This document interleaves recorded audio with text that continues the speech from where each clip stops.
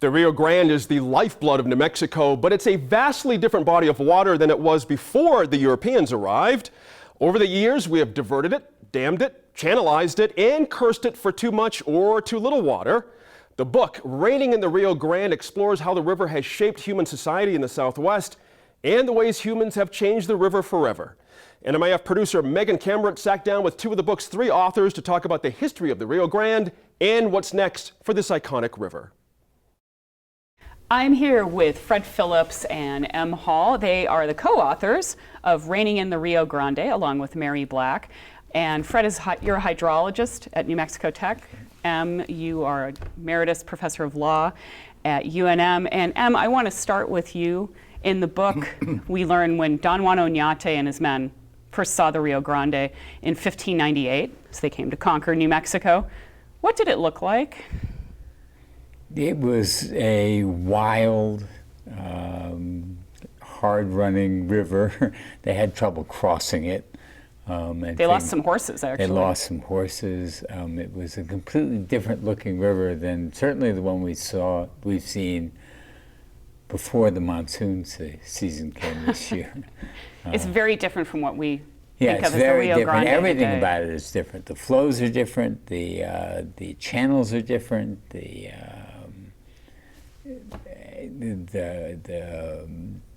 animals in the river are different. Everything about it was very different than what it is today. Fred, I want to ask you, under Pueblo societies, which are the first ones here, and then early Hispanic settlements, the water in the Rio Grande was viewed as a community resource. Now that changed radically with the entry of the Americans in 1847. There was almost this messianic imperative to make the desert bloom. And that's followed by, we can say, the greed of the Gilded Age. That led to massive resources, including use of resources, logging, mass grazing.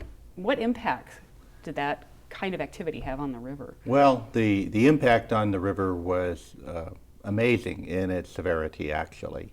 The basic cycle that went on was due to overgrazing and logging. There was a large amount of soil erosion, and the amount of runoff increased, and that sediment was flushed into the Rio Grande, where it filled up the bed of the Rio Grande. And there are towns that were formerly close to the Rio Grande near Albuquerque that are now buried under 10 or 20 feet of sediment. The waters flooded fields. It seeped out of the riverbed and salinized the fields. It really devastated the whole agricultural economy and the towns that were close to the Rio Grande. That was just the start of many, many changes. That is correct. That came to the river. And there was even this idea that river water not used by humans that actually made it to the Gulf of Mexico was lost. That's correct. So any water that was not diverted from the river and used for agriculture or something like that was considered to be wasted.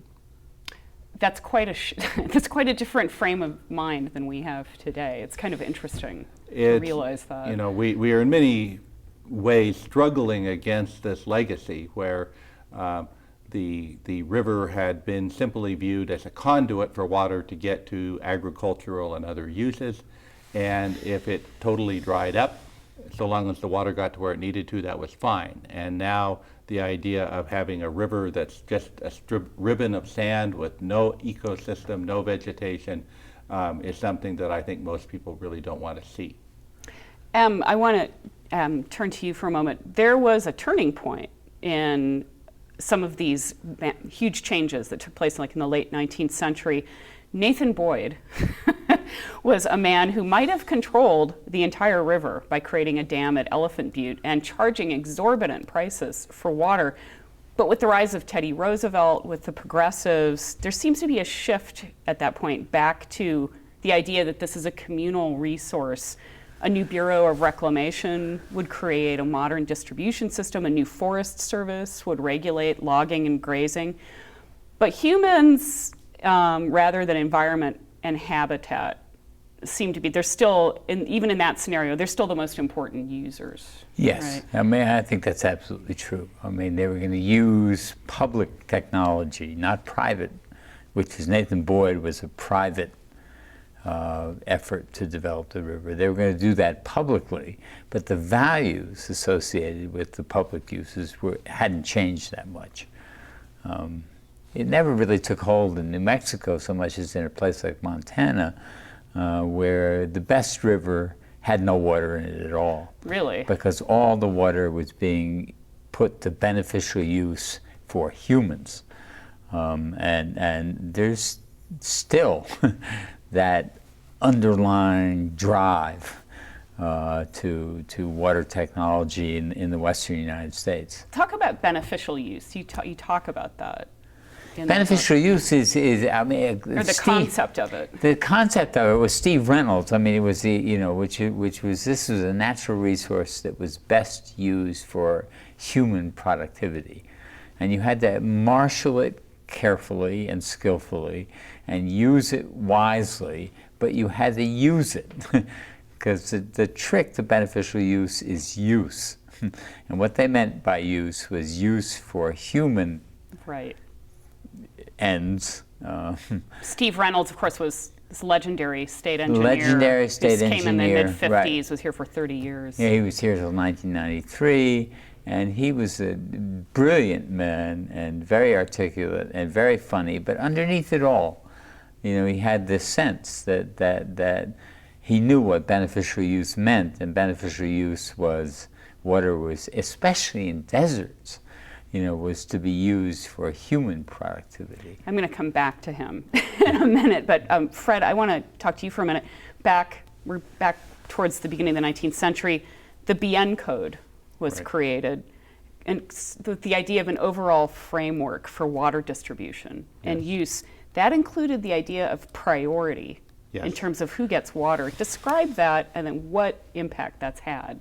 Well, into the present day. Okay, there's two uses of priority, actually. One is the idea that the older right is a stronger or better right. So if you started using the river in 1850, then you have a better right than somebody who started using it in 1900.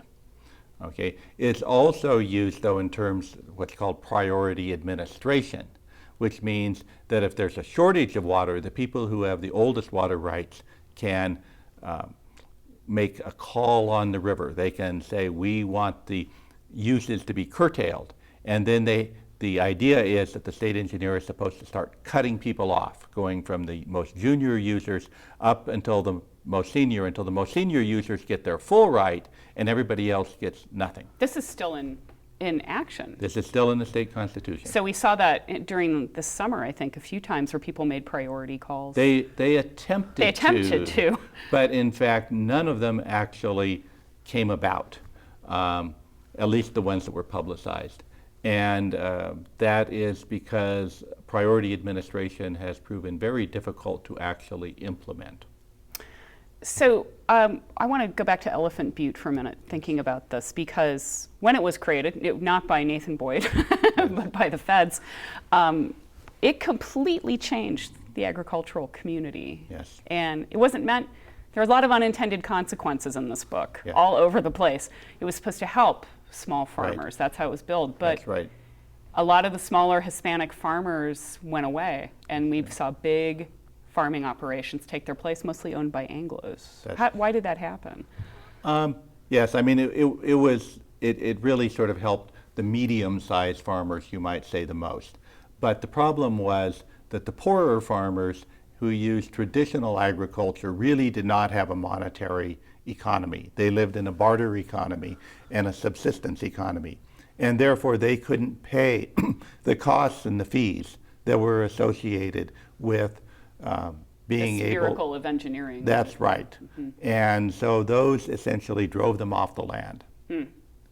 The whole history, I realized while reading your book that you can never understand the history of New Mexico without understanding this history of water in the river. I had many epiphanies thinking of that.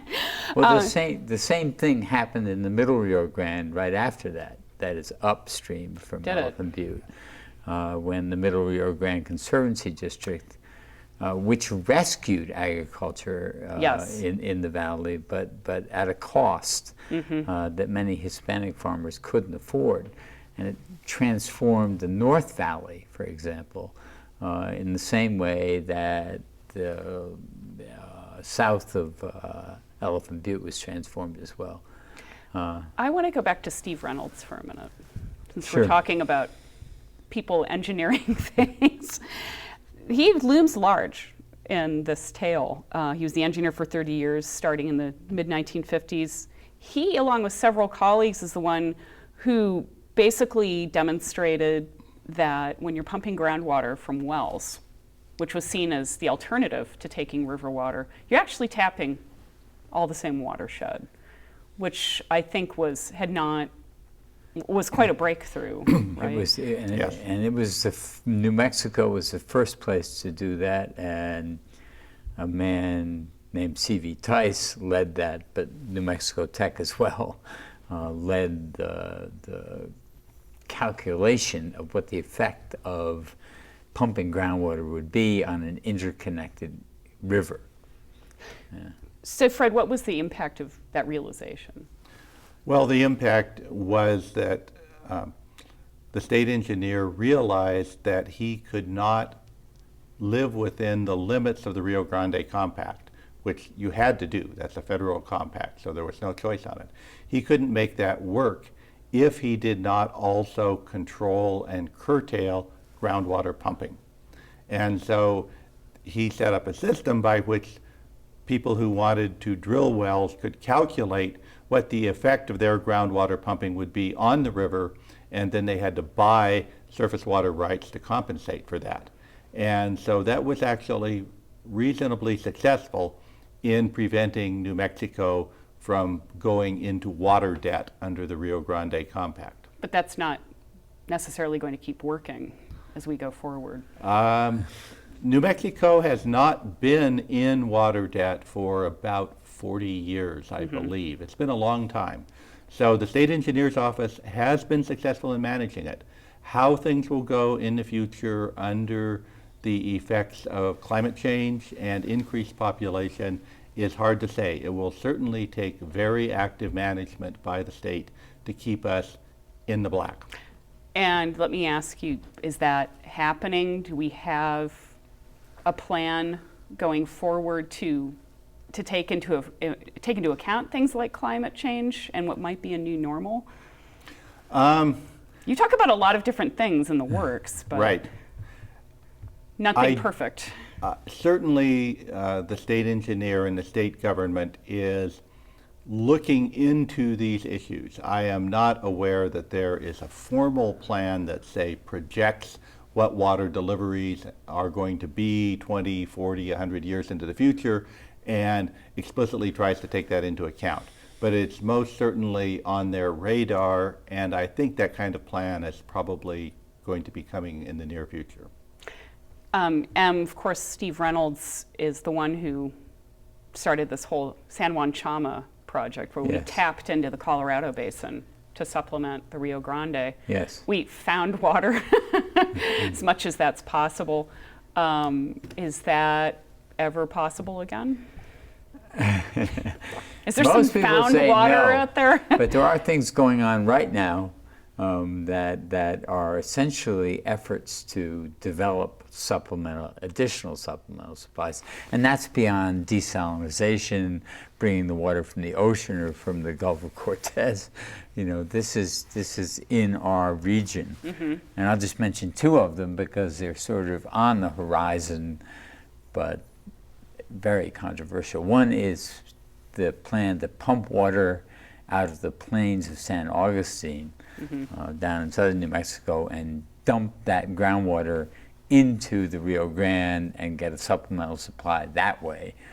Aren't we in a battle over that? With, Well, it's in court Okay, now. with Texas, right? And it's interesting the way it's worked, but I show you what's going on with respect to water. This is essentially an Italian and Swiss company trying to develop these resources which are worth a lot of money to certain people, mostly the city of Rio Rancho, which is not in good shape in the long run with respect to its ability to account for its groundwater pumping.